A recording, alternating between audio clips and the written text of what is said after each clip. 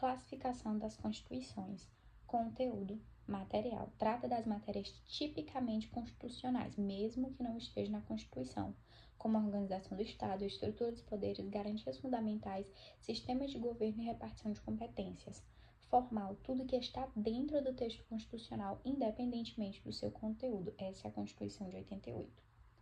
Forma. Escrita, é um documento escrito, organizado e sistematizado. Constituição de 88. A não escrita é formada por costumes, práticas políticas, decisões judiciais ou documentos esparsos. Elaboração. Dogmática, Constituição de 88, elaborado por um órgão constituinte em momento determinado, sendo escrita e sistematizada. Histórica, não surge em um único momento, vai se construindo ao longo do tempo. É fruto da evolução de costumes políticos e jurídicos acumulados. Origem, promulgada, elaborada e aprovada por representantes do povo e participação popular, Constituição de 88. Outorgada, ela é imposta sem a participação do povo, imposta por um governante ou poder dominante. Cesarista, o governante prepara o texto e submete ao plebiscito. Estabilidade, rígida, só é alterada por um procedimento específico e mais difícil do que de uma lei comum, Constituição de 88. Semirrígida, ela é parte rígida e parte pode ser alterada como lei comum. Flexível, pode ser alterada como uma lei ordinária, sem procedimento específico ou especial. Extensão, analítica, é um texto extenso, longo, detalhista e com muitos temas, Constituição de 88. Sintética, ela é concisa, contém apenas princípios básicos. Efetividade, normativa, é efetivamente aplicada. O poder político, ele respeita o texto constitucional. Nominalista, a Constituição existe formalmente, mas não é cumprida integralmente. Semântica, é usada para legitimar o poder dominante, serve mais para a aparência do que para limitar o governo. Classificação de Celso de Mello. Plena, norma que produz todos os efeitos imediatamente após a promulgação da Constituição, sem a necessidade de regulamentação posterior. Contida, normas que têm aplicabilidade imediata, podem ter sua abrangência reduzida ou contida por lei posterior. Limitada, normas que dependem de lei regulamentadora para que possam produzir todos os seus efeitos. Constituição normativa, que realmente funciona na prática, tendo norma de eficácia real. O poder público, ele respeita os limites impostos pela Constituição. O judiciário é utilizado como parâmetro efetivo de controle. As normas, há uma harmonia entre o que está escrito e a vida política real. A Constituição ideal, pois limita o poder e protege os direitos. Constituição nominal. Existe formalmente, mas não é totalmente aplicada. Prevê direitos e limites ao poder, mas grande parte não se realiza na prática. A realidade política e social não acompanha o texto constitucional. Funciona como uma declaração de intenções. Constituição semântica, serve para legitimar quem está no poder, é uma fachada, não limita o poder, ele protege o poder do governante. Serve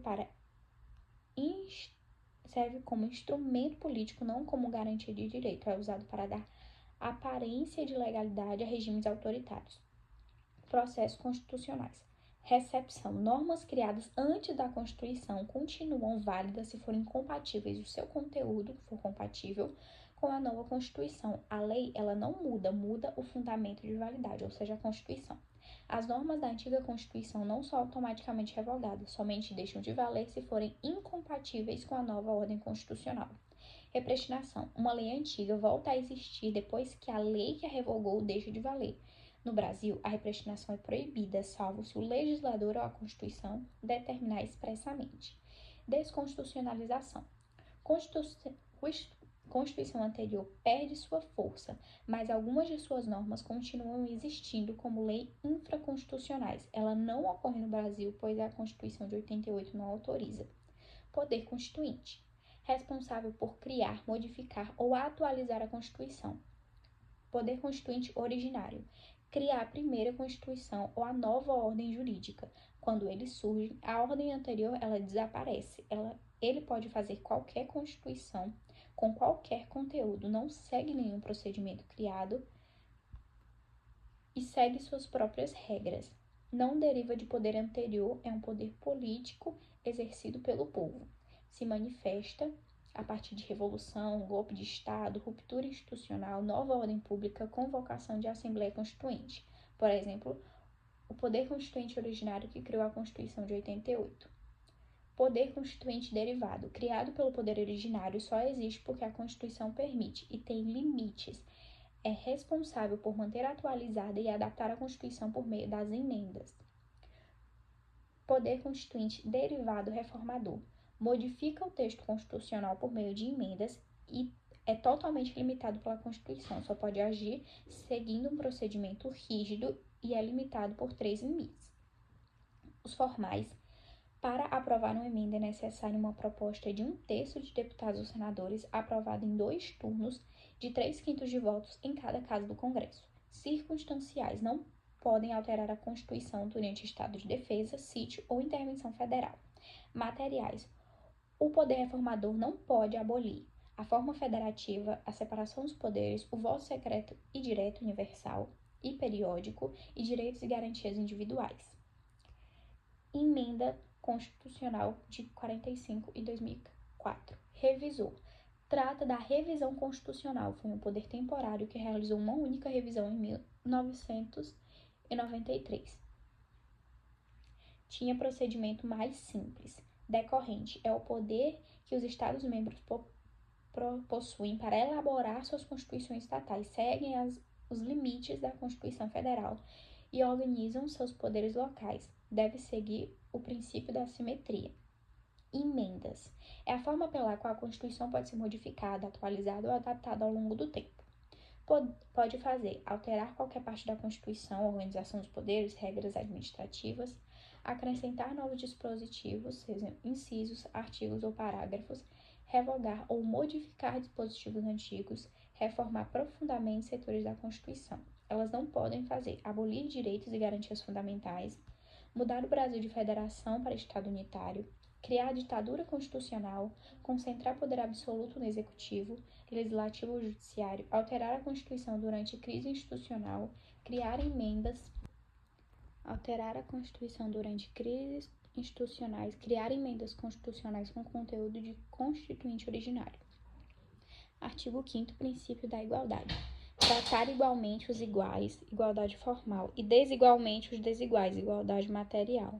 Quando a desigualdade for necessária para alcançar a justiça, ninguém deve ser discriminado. O Estado deve agir com justiça e equilíbrio. Princípio da legalidade. Ninguém é obrigado a fazer ou deixar de fazer algo sem que lei determine. Só a lei cria obrigações. Princípio da anterioridade penal. Não existe crime sem lei anterior que o defina. Princípio da individualização da pena. Cada pessoa deve receber uma pena adequada ao seu caso concreto, observando as circunstâncias individuais. Princípio da proporcionalidade. As normas constitucionais devem ser aplicadas de maneira equilibrada, evitando excessos. Princípio da dignidade da pessoa humana. Os direitos fundamentais têm como base a proteção da pessoa, reforçando como esses direitos servem para garantir uma vida digna. Princípio do acesso à justiça. A lei não excluirá de apreciação do judiciário lesão ou ameaça ao direito. Princípio do devido processo legal. Ninguém será privado de liberdade ou de bens sem um processo justo. Artigo 6. São direitos sociais a educação, saúde, alimentação, trabalho, moradia, transporte, lazer, segurança, previdência social, proteção à maternidade e à infância e assistência a desamparados. É aquilo que o Estado deve garantir para que as pessoas tenham qualidade de vida digna. Ele tem a obrigação de promovê-los, servindo para reduzir desigualdades. Direito objetivo. Direito como norma, como ele aparece nos textos legais, complexo de normas jurídicas que regem o comportamento humano e prescrevem uma sanção em caso de violação. Direito subjetivo é a permissão que surge ao sujeito para exercer o conteúdo garantido pela regra jurídica. Só existe quando uma pessoa está na situação prevista pela norma. São 2 lados da mesma regra. O direito é apresentado como tecnologia social, serve para resolver conflitos sociais com o mínimo de perturbação possível, garantindo ordem, justiça, segurança e bem-estar social. Direito como fenômeno histórico e social, surge da convivência humana, onde a sociedade há direito. Ele organiza a vida coletiva, define regras de conduta, tutela interesses e torna previsíveis as relações sociais. Decidibilidade é central para a ciência do direito e significa a capacidade de produzir decisões para resolver conflitos. Segundo Ferraz Júnior, a ciência jurídica e tecnológica tem como objetivo permitir decisões seguras e previsíveis e legítimas socialmente. Modelo analítico, teoria da norma, organiza e classifica normas, enxerga a decisão como relação hipotética entre conflito e solução. Modelo hermenêutico, teoria da interpretação, foca no sentido da norma e como aplicar esse sentido. Modelo empírico, teoria da decisão jurídica, vê o direito como tecnologia de controle social e entende a decisão como aquilo que põe fim ao conflito, mesmo sem satisfazer plenamente as partes.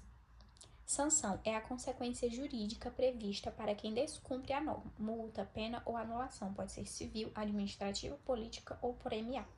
Coação é a execução prática da sanção, aquilo que concretiza a consequência da norma. Machado classifica a coação como física ou psicológica, propulsiva ou compulsiva, social ou política. Teoria da norma. A norma jurídica é uma norma do agir, com expectativa institucionalizada de conduta, orienta o agir humano e diz o que pode ou não ser feito. É generalizável, impessoal, coerciva e obrigatória. Diferente das outras normas, ela é imposta pelo Estado, não depende da vontade do indivíduo, podendo ser aplicada mesmo contra a vontade do sujeito. Ela é heterônoma. Estrutura lógica. Se A deve ser B, e se não B deve ser C. Atributos da norma jurídica. Exterioridade. O que importa é a ação externa e não a intenção do sujeito. A alteridade envolve sempre a relação entre pessoa. Alguém tem o dever e alguém que tem o direito. Bilateralidade. Existe um sujeito ativo, aquele que exige, e um sujeito passivo, aquele que cumpre. Heteronomia. A norma é criada por autoridade externa, o Estado. Não depende do indivíduo. Coercibilidade. A norma pode ser imposta se necessário e o Estado garante a execução por meio de sanções. Acessibilidade. Ela precisa ser publicada, escrita ou exteriorizada de modo claro, para que todos possam consultá-la. Justnaturalismo. Defende a existência de um direito anterior, superior e independente das leis humanas, que nasce da natureza humana, da razão, da moral universal ou da vontade divina. Entende o direito natural como imutável, externo, universal e invariável. As ideias centrais são: existe um direito natural anterior ao Estado. Esse direito é válido, mesmo que não esteja escrito. O direito natural é universal, vale para todos os seres humanos em qualquer tempo e lugar. A lei humana só é justa se respeitar o direito natural. Se a lei contrariar a natureza humana ou a moral universal, ela é injusta. Foco na moral, ética e valores superiores. A moral é a ideia de justiça, influenciam diretamente o direito. Juspositivismo, Kelsen. Oposição ao justnaturalismo. O direito válido é apenas o direito positivo, o direito escrito criado pelo Estado. As ideias centrais são: o direito é aquilo que o Estado define como norma válida. Existe uma separação entre direito e moral. A lei imoral ainda é válida juridicamente. Válida, procedimento de autoridade competente. A lei criada segundo o processo correto é válida. Sistema jurídico é fechado, lógico e racional. O direito é descrito e aplicado a partir das normas e procedimentos, sem recorrer a valores externos. O foco é a segurança jurídica e a previsibilidade. O direito deve ser claro, objetivo e aplicável de maneira uniforme. Direito romano. Não era igual em todo o Império. Havia duas formas. O direito clássico era um direito técnico e refinado, aplicado em Roma e nas regiões mais desenvolvidas. Ou o direito romano vulgar é a versão simplificada, misturada com costumes locais, utilizada nas áreas afastadas do centro. A queda do Império. Quando os germânicos invadiram, eles passaram a produzir os seus textos legais. Eles copiaram, em grande parte, o modelo romano, Leges Barborum. Pluralismo jurídico medieval. Na Idade Média, formou-se um sistema plural, direito romano, mais o direito canônico, mais costumes locais. Com isso, o direito se tornou histórico, dinâmico e socialmente construído. Direito canônico. Normas criadas pela Igreja católica para regulamentar a vida religiosa e os comportamentos civis. Se desenvolveu junto com o declínio do poder político romano, era sistemático, possuía comentários e juristas, sendo interpretado por esses juristas. Teve seu declínio devido às reformas protestantes e à laicização dos estados modernos, que separaram o direito civil e religioso. Corpus Iuris Canoni, normas reunidas em um texto, Constituição Jurídica da Igreja, e influenciou o direito europeu. Direito positivo. É um direito fechado de normas escritas, hierarquizado, criado por órgãos específicos, é obrigatório e controlado por tribunais. Ocorre a partir do Iluminismo, das revoluções burguesas, da codificação napoleônica e da formação dos Estados nacionais. O direito positivo retirou o poder da Igreja e dos costumes, tornando o Estado a principal fonte do direito. Com isso, se tornou a fonte principal nos países romanos-germânicos, Brasil, Portugal, França e Itália. Corrente da lei. Usado no sistema romano-germânico, civil law, o direito nasce da lei escrita. O juiz segue e aplica a lei, ele não cria ela. Busca estabilidade e segurança jurídica. A lei manda e a jurisprudência segue. Corrente da jurisprudência. Usado no sistema anglo-saxão, common law. O direito nasce das decisões jurídicas dos juízes. São precedentes que criam normas ao decidir casos. A lei escrita existe, mas não é a mais importante. A jurisprudência manda e a lei é secundária. As três ordenações. É a compilação de leis do Reino de Portugal que formaram a primeiro grande sistema jurídico português usado pelo Brasil colonial até o século X1X. Afonsinas. Reinado de Dom Afonso V. Primeira compilação sistemática. Unificou toda a legislação espalhada, reunindo normas antigas e novas. Baseado no direito românico, canônico e costumes locais. Tinha 5 livros que tratavam da organização do Estado, direito dos funcionários, processo civil, direito penal, organização administrativa e militar. Com o tempo foi ficando desatualizada, pois novas leis eram criadas e não eram incorporadas. Manuelinas. Dom Manuel I substituiu as Afonsinas, tinha como objetivo atualizar a legislação, organizar o que estava espalhado e tornar o texto jurídico mais coerente, deixando o texto mais claro. Incluiu leis após as Afonsinas e consolidou práticas administrativas e comerciais. Dividido também em 5 livros reorganizados, foram as primeiras ordenações a vigorarem no Brasil. Filipinas, Felipe II da Espanha. União Ibérica, Portugal dominado pela Espanha. É a versão mais complexa e completa, influência do direito civil e penal luso-brasileiro. 5 livros. Endureceram as regras civis, endureceram leis criminais, detalharam muito o processo penal e regulamentaram contratos, família, sucessão e prioridade. Foi o que mais durou, de 1603 até o século X1X no Brasil. Deixou de valer com o Código Criminal de 1830, com o Código de Processo Criminal de 1832 e com o Código Civil de 1916. Constitucionalismo monárquico. Teve influência de Rousseau, Locke e Montesquieu, que trazia tendências liberais democráticas. Constituição de 1824, outorgada por Dom Pedro I, instituiu uma monarquia parlamentar hereditária, constitucional e representativa, possuía forte centralização política e favorecia as elites, previa votos censitário, homens livres, renda mínima de R$100 mil anual, maior de 25 anos, criou o poder moderador exercido pessoalmente pelo imperador. Esse poder era a chave da organização política. O imperador podia nomear senadores, aprovar ou suspender resoluções das providências, prorrogar ou adiar ou até dissolver a Câmara dos Deputados, suspender magistrados. Era um absolutismo constitucional. Direito brasileiro até a República Velha. Brasil colonial, Império e República Velha. Período colonial. O direito baseava-se nas 3 ordenações, sendo essas últimas as que vigoraram por mais tempo, inclusive após a independência.